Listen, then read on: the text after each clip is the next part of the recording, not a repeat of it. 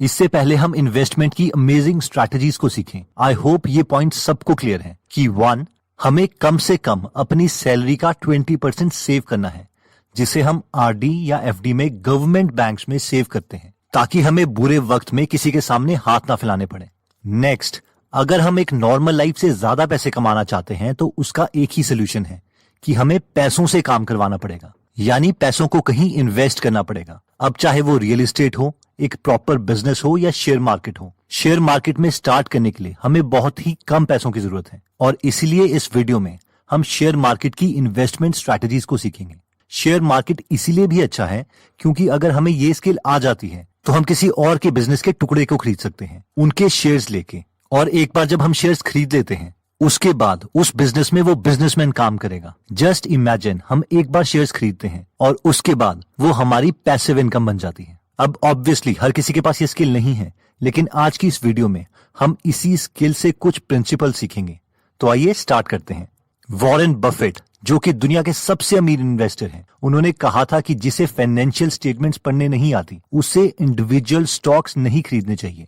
और ये एकदम सही है और इसीलिए इस वीडियो में हम फाइनेंशियल स्टेटमेंट्स को पढ़ना सीखेंगे, और वो भी बहुत इंटरेस्टिंग वे में। देखिए, फाइनेंशियल स्टेटमेंट्स हमें तब समझ आएगी जब हम कंपनी के प्रोसेस को समझते हैं। तो आइए हम पहले कॉन्सेप्ट से स्टार्ट करते हैं, जो कि है bonds are safer than stocks. इस कॉन्सेप्ट को समझने के लिए हम आपके लिए कंपनी खोलते हैं, जिसका नाम हम रखेंगे कंपनी ए, जिसको आपने 7 लाख शेयर्स में तोड़ा है और हर शेयर की कीमत ₹1 रखी है। ये कंपनी आपने इसीलिए खोली है ताकि आप टी शर्ट्स के बेच सकें।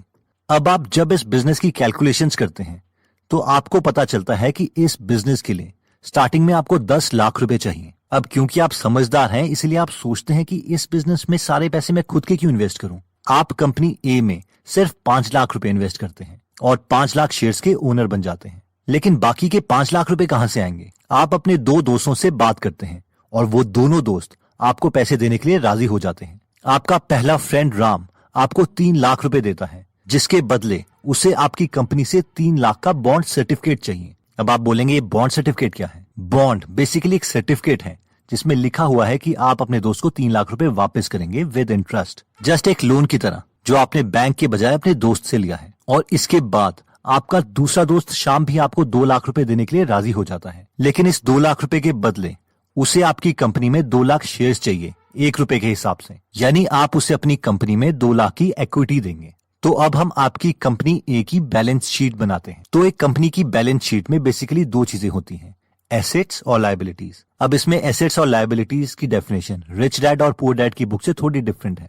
एसेट्स वो चीजें हैं जो कंपनी ओन करती है, जैसे कि कोई कैश, प्रॉपर्टी, कोई मैकेनिकल टूल जो कंपनी को चलाने के लिए चाहिए, एक्सेट्रा।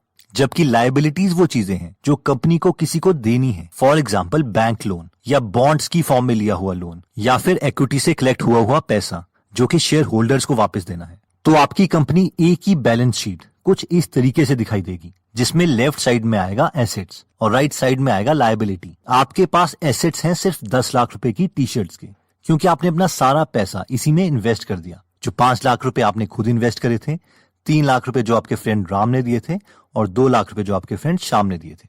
अब राइट साइड की लायबिलिटी में इसमें है 3 लाख रुपए के बॉन्ड्स जो आपको आपके फ्रेंड राम ने दिए थे। सेकंड लायबिलिटी है 2 लाख इक्विटी की, जिसमें 2 लाख शेयर्स हैं जो कि श्याम के हैं। और थर्ड लायबिलिटी जो कंपनी के ऊपर है वो है आपकी, जो कि है 5 लाख शेयर की, क्योंकि 5 लाख आपने भी कंपनी को दिए हैं।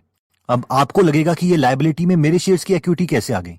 मैं तो कंपनी का ओनर हूं। लेकिन लीगली लॉ की नजरों में कंपनी और आप अलग अलग हैं और कंपनी के ऊपर आपको पैसे देने की लायबिलिटी है, क्योंकि कंपनी ने आपको 5 लाख रुपए देने हैं। 10 लाख रुपए के एसेट्स हैं और 10 लाख की लायबिलिटी है।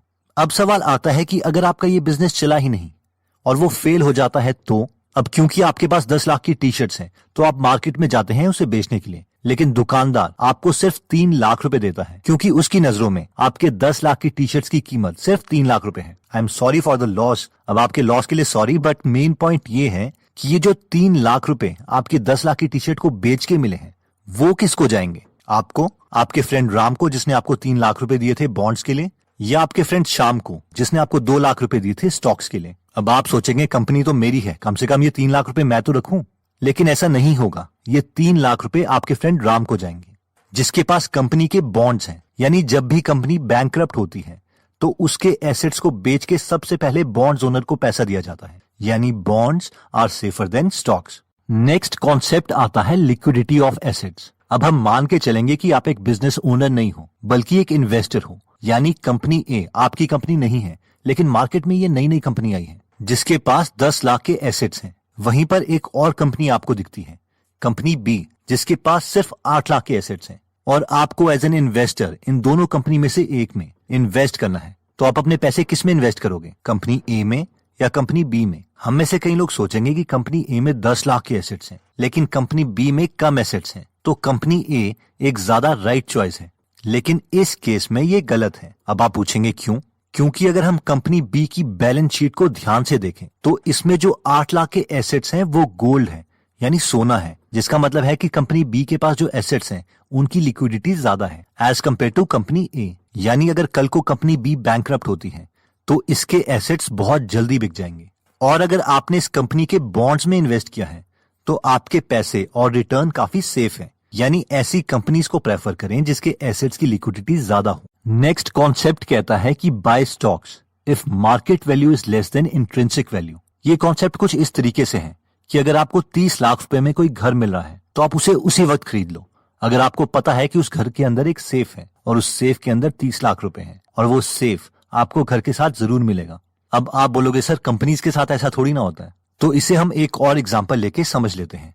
मान लीजिए एक और कंपनी है, कंपनी सी, जिसमें 10 लाख के गोल्ड एसेट्स हैं और इस कंपनी ने कोई लोन नहीं लिया, ना ही बैंक से ना ही बॉन्ड्स की फॉर्म में पब्लिक से, और इसके सारे 10 लाख रुपए 10 लाख शेयर्स 1 रुपए के हिसाब से बिक चुके हैं। अब अगर हम इस कंपनी की बुक वैल्यू की बात करें, यानी जो अकाउंटेंट्स ने बैलेंस शीट में लिखी है, वो 10 लाख रुपए, जो कि इस केस में इंट्रिंसिक वैल्यू भी है, यानी इस पूरे बिजनेस की कीमत कम से कम 10 लाख रुपए है। आई होप आप सब मुझसे इस बात में अग्री करेंगे, क्योंकि ये एसेट्स गोल्ड हैं, तो हमें इस कंपनी की वैल्यू को इवैल्यूएट करने में कोई डिफिकल्टी नहीं होनी चाहिए। अब इस कंपनी की मार्केट वैल्यू चेंज होती रहेगी। कभी आप न्यूज चैनल में देखेंगे कि कंपनी का एक शेयर 2 रुपए का बिक रहा है, कभी 2.5 रुपए का बिक रहा है, और इन दोनों केस में हमें इस कंपनी के शेयर्स नहीं खरीदने हैं, क्योंकि अगर शेयर 2 रुपए का है तो इस कंपनी की उस समय मार्केट वैल्यू 2 रुपए इंटू 10 लाख शेयर यानी 20 लाख रुपए है। और अगर मार्केट में एक शेयर 3 रुपए का बिक रहा है तो इस कंपनी की वैल्यू 3 रुपए into 10 lakh share equal to 30 lakh रुपए है। लेकिन जिस वक्त मार्केट में एक शेयर 90 पैसे का मिल रहा होगा, यानी 1 रुपए से कम का मिल रहा होगा, तो उस समय इस पूरी कंपनी की कीमत 90 पैसे इंटू 10 लाख शेयर यानी 9 लाख हो जाएगी। यानी इस समय हमें मार्केट ये कंपनी इसकी असली वैल्यू से सस्ते में मिल रही है और इस समय हमें ये कंपनी खरीद लेनी चाहिए। अब हो सकता है कि हमारे पास 9 लाख रुपए ना हो इस पूरी कंपनी को खरीदने के लिए, लेकिन अपनी पॉकेट के अकॉर्डिंग हम इसके मैक्सिमम शेयर्स खरीद सकते हैं, क्योंकि हमें पता है कि हमारा प्रिंसिपल सेफ है। इसे Warren Buffett margin of safety भी बोलते हैं, यानी कंपनी को हमेशा उसकी रियल वैल्यू से सस्ते में खरीदो और अपने प्रिंसिपल को रिस्क में मत डालो, क्योंकि अगर एक बार प्रिंसिपल चला गया तो कंपाउंडिंग का जादू कभी काम नहीं करेगा। अब आप बोलेंगे सर ये एग्जांपल्स तो आप खुद बना के बोल रहे हैं, ऐसी अपॉर्चुनिटी मार्केट में थोड़ी ना मिलती है। लेकिन ऐसी अपॉर्चुनिटीज हर वक्त मार्केट में मिलती रहती हैं, लेकिन हमें हर वक्त कंपनीज के फाइनेंशियल स्टेटमेंट्स को एनालाइज करते रहना पड़ेगा और उसकी ट्रू वैल्यू हमें पता होनी चाहिए। फॉर एग्जाम्पल 2001 में एनर्जी कंपनी के स्टॉक सस्ते हो गए थे, सबको लगा मार्केट में डिप्रेशन है। उस समय एक ड्रिलिंग कंपनी थी जिसका नाम था पैटरसन यूटीआई एनर्जी, जिसका शेयर का प्राइस उसकी टोटल इक्विपमेंट की मार्केट वैल्यू से भी सस्ता मिल रहा था। इस समय इस कंपनी के पास 350 इक्विपमेंट्स थे जिसकी मार्केट वैल्यू $2.8 बिलियन थी, जबकि शेयर प्राइस के अकॉर्डिंग अगर आपको इस कंपनी के सारे शेयर्स खरीदने पड़े तो वो $1 बिलियन के हिसाब से मिल रहे थे, यानी इसकी मार्केट वैल्यू इंट्रिंसिक वैल्यू से कम थी। अगर ये कंपनी पूरे तरीके से फेल भी हो जाती तो भी इन्वेस्टर्स का पैसा नहीं डूबता, और ऐसा ही हुआ। जिन लोगों को वैल्यू इन्वेस्टिंग की नॉलेज थी उन लोगों ने इस कंपनी के बहुत सारे शेयर्स खरीद लिए। अब हुआ ये कि कुछ टाइम के बाद ऑयल प्राइस बढ़ने लग गए और इस कंपनी के शेयर प्राइस भी बढ़ गए, तो इन्वेस्टर्स को डबल फायदा हो गया। नेक्स्ट कॉन्सेप्ट कहता है कि be aware of intangible assets. अब दोबारा से हम एक एग्जांपल लेते हैं। हमारे पास ऑप्शन था एक गोल्ड की कंपनी बी में इन्वेस्ट करने के लिए, जिसके पास 8 लाख के एसेट्स थे, वो भी गोल्ड में। लेकिन आपके पास एक और कंपनी है, कंपनी डी, ये भी गोल्ड की कंपनी है और इसमें एसेट्स हैं 12 लाख रुपए के। ये दोनों कंपनी में 8 लाख के शेयर्स हैं जो कि 1 रुपए के हिसाब से मिल रहे हैं। तो अब सवाल ये है कि आप कौन सी कंपनी में इन्वेस्ट करोगे, कंपनी बी या कंपनी डी। अगर आप इन कंपनीज की फाइनेंशियल स्टेटमेंट्स को नहीं देखते तो आपको लगेगा यार कंपनी डी ज्यादा ठीक है, क्योंकि इस कंपनी की मार्केट वैल्यू कम है और वैसे भी दोनों कंपनीज गोल्ड की हैं, यानी एसेट्स की लिक्विडिटी बराबर है। लेकिन ये इस केस में गलत होता, क्योंकि जब आप इस कंपनी की फाइनेंशियल स्टेटमेंट्स देखते हैं तो आपको उसमें दिखता है कि इस कंपनी में यानी कंपनी डी के पास एसेट्स में गोल्ड सिर्फ 4 लाख रुपए का है और बाकी 8 लाख रुपए के इंटेंजिबल एसेट्स हैं। अब आपको समझ नहीं आता कि ये इंटेंजिबल एसेट्स कौन से हैं, इसलिए आप कंपनी डी में कॉल करते हो तो वो आपको बताते हैं कि कंपनी डी ने जो रिसेंटली अमिताभ बच्चन के साथ ऐड की थी इस कंपनी को प्रमोट करने के लिए, तो उसमें 8 लाख रुपए लग गए थे और यही कंपनी का एसेट है जो कि उन्होंने अपनी फाइनेंशियल स्टेटमेंट में एसेट्स के कॉलम में लिखा है। अगर आप कंपनी डी को एनालाइज करो तो आपको भी पता है कि ये ऐड की वीडियो कोई रियल एसेट नहीं है और बैंक्रप्सी के केस में इसे बेचा नहीं जा सकता, इसलिए कंपनी डी की वैल्यू सिर्फ 4 लाख रुपए है, यानी एक शेयर की वैल्यू 4 लाख रुपए डिवाइडेड बाय 8 लाख रुपए 50 पैसे है। मार्केट में ये चाहे जितने का भी बिक रहा हो और जिस दिन इसके हर एक शेयर की कीमत 50 पैसे से कम हो जाएगी हम इस कंपनी के शेयर्स उसी वक्त खरीदेंगे। तो दोस्तों इस वीडियो में हमने देखा था कि हमें कंपनी के शेयर्स तभी खरीदने चाहिए जब हम उसकी फाइनेंशियल स्टेटमेंट्स पढ़ना जानते हो, वरना म्यूचुअल फंड्स या बाकी चीजों में ही इन्वेस्ट करें। वैसे फाइनेंशियल स्टेटमेंट में 3 स्टेटमेंट्स होती हैं, इनकम स्टेटमेंट, बैलेंस शीट और कैश फ्लो स्टेटमेंट। इस वीडियो में हमने बैलेंस शीट के बहुत ही बेसिक प्रिंसिपल्स को टच किया है। ये 4 कॉन्सेप्ट्स थे। 1, bonds are safer than the shares, यानी बैंक्रप्सी के केस में पहले पैसे बॉन्ड्स होल्डर को मिलेंगे। सेकंड कॉन्सेप्ट में हमने देखा था कि कंपनी के एसेट्स में ये देख लें कि उनकी लिक्विडिटी ज्यादा है, यानी बैंक्रप्सी के केस में ये ना हो कि कंपनी के एसेट्स कोई खरीदे ही ना। थर्ड हमने देखा था कि शेयर्स हमें तभी खरीदने चाहिए जब मार्केट में शेयर्स का प्राइस उसकी इंट्रिंसिक वैल्यू से कम है, जिसे वॉरेन बफेट वैल्यू इन्वेस्टिंग बोलते हैं। और फोर्थ पॉइंट हमने देखा था इंटेंजिबल एसेट्स का, यानी कई बार कंपनी अपनी ज्यादा वैल्यू दिखाने के लिए इंटेंजिबल एसेट्स को एसेट कॉलम में दिखा देती है, इसलिए हमें फाइनेंशियल स्टेटमेंट को पूरा पढ़ना जरूरी है। अब नेक्स्ट सवाल आता है कि हम फाइनेंशियल स्टेटमेंट्स को पढ़ना कैसे सीखें, इसमें और अच्छे कैसे हों। तो इन माई जेन्युइन ओपिनियन ये आपको कोई यूट्यूब वीडियो नहीं सिखा सकती। इसके लिए आपको मैं 4 बुक सजेस्ट कर सकता हूँ। पहली बुक है security analysis by Benjamin Graham. Second book है intelligent investor by Benjamin Graham. Third है the essays of Warren Buffett by Lawrence Cunningham और फोर्थ है the interpretation of financial statement by Benjamin Graham. तो अगर आपको बिल्कुल भी अकाउंटिंग नहीं आती तो पहले the interpretation of financial statements bye Benjamin Graham से स्टार्ट करें, जिसके बाद ही आपको सिक्योरिटी एनालिसिस बुक समझ आएगी। आपने देखा होगा कि इन 4 में से 3 बुक्स बेंजामिन ग्राहम ने लिखी हैं, जो कि वॉरेन बफेट के गुरु थे। अब अफसोस की बात यह है कि वॉरेन बफेट ने कोई बुक नहीं लिखी, लेकिन वो हमेशा अपनी वेबसाइट में एसेज और लेटर्स लिखते हैं अपने शेयर होल्डर्स के लिए, जिसे कंपाइल किया गया है the essays of Warren Buffett में। दोस्तों अगर आप सीरियस हैं इन्वेस्टिंग में तो आपको ये बुक्स जरूर खरीदनी चाहिए। ये एक डिक्शनरी की तरह है जिसकी जरूरत आपको बार बार पड़ेगी। तो इन बुक्स का लिंक मैं डिस्क्रिप्शन में दे दूंगा। नेक्स्ट सवाल आता है कि हम किस प्लेटफॉर्म को यूज करें शेयर्स खरीदने के लिए। इसमें तो बहुत पेपर वर्क रिक्वायर्ड होगा, या कोई ऐसा तरीका है जिसमें पेपर वर्क बहुत कम हो। तो जो मैं मेथड आपको बताने वाला हूं उसमें सिर्फ पैन कार्ड ही रिक्वायर्ड है और हम स्टॉक मार्केट की दुनिया में अगले 15 मिनट में एंटर कर सकते हैं।